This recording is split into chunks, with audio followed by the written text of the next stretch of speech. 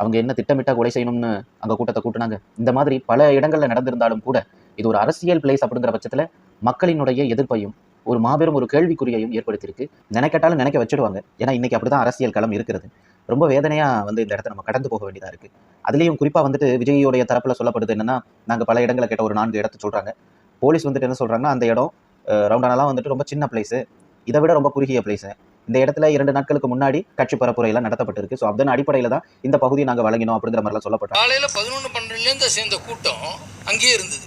விஜய் வழியா பரப்புரை முடிஞ்சு சென்ற அடுத்த ஒரு நிமிடங்களில் அங்கிருந்து பல ஆம்புலன்ஸ்கள் அரசு மருத்துவமனைக்கு படையெடுக்குது. அங்க அவங்களுக்கு போதுமான அளவு தண்ணி, சாப்பாடு இதெல்லாம் இருக்காது இந்த வெயில் நிலைமையில. அது ஒரு முக்கியமான பாயிண்ட். இப்போ விரைவில் விஜய் கைது செய்யப்படுவார் அப்படிங்கிற மாதிரியான கேள்விகள் எல்லாம் எடுத்து வைக்கிறார். நான் மறுபடியும் இந்த இடத்துல தெரியப்படுத்துகிறேன், அரசியல் சாயம் பூச வேண்டாம். இது ஒரு இயற்கை மறைவு. இந்த இயற்கை மறைவுக்கு யார் காரணம் என்றால் மக்கள் தான் காரணம், பொதுமக்கள் தான் காரணம், நாம் தான் காரணம். கர்ப்பிணி பெண்கள், குழந்தைகள் இந்த பரப்புரைக்கு வரக்கூடாது என்று அறிவிக்கப்பட்டிருந்த நிலையிலும் கூட போனதன் காரணம் என்ன?